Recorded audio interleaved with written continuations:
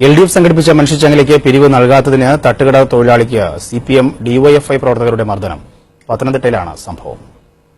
പത്തനംതിട്ട ഇലന്തൂരിൽ തട്ടുകട നടത്തിവരുന്ന തമിഴ്നാട് സ്വദേശി അസ്മദുരയെയും സഹോദരനെയുമാണ് പിരിവ് നൽകാത്തതിന് CPM പ്രവർത്തകർ ക്രൂരമായി ആക്രമിച്ചത്. കഴിഞ്ഞ ദിവസമാണ് മനുഷ്യച്ചങ്ങലയുടെ പിരിവ് ചോദിച്ച് പ്രവർത്തകർ അസ്മദുരയുടെ തട്ടുകടയിലെത്തിയത്. 3000 രൂപ പിരിവ് നൽകണമെന്നാവശ്യപ്പെട്ട പ്രവർത്തകരോട് 300 രൂപ നൽകാമെന്ന് അസ്മദുര അറിയിച്ചു.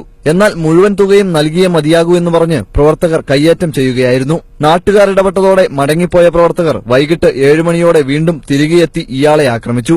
അസ്മദുരയുടെ സഹോദരനെയും തട്ടുകടയിലെ മറ്റു തൊഴിലാളികളെയും മർദ്ദിച്ച പ്രവർത്തകർ കട തല്ലിത്തകർക്കുകയും ചെയ്തു. പിന്നെ ഞാൻ അത്രയും തരാൻ പറ്റത്തില്ല, എനിക്ക് വേറെ മാർഗ്ഗമില്ല. തട്ടുകട അത്രയും കച്ചവടമൊന്നുമില്ല, അന്ന് പൈസയുടെ പ്രശ്നം കൊണ്ട് പണി കുറവാ, കച്ചവടം വളരെ കുറവാ, അത്ര ഇല്ലാന്ന് പറഞ്ഞു. അത് 1 പ്രാവശ്യം വിളിച്ച് ശല്യം ചെയ്യണ്ട, എന്റെ അത്രേ ഉള്ളൂ, 300 രൂപ തരാം, സഹകരിക്കാന്ന് പറഞ്ഞു.